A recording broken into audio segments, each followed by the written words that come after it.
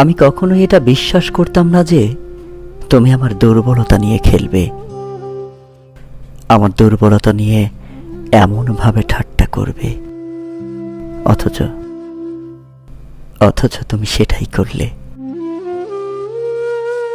কাঠ কখনো সরাসরি লোহাকে পোড়াতে পারে না, কাঠ পুড়ে কয়লা হয় আর কয়লা পোড়ায় লোহাকে।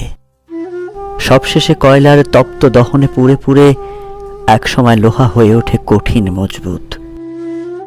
আমিও তেমনই তোমার বিশ্বাসের ছলনায় পুড়েছি, তারপর নিজেকে পুড়িয়ে শক্ত লোহায় পরিণত করেছি।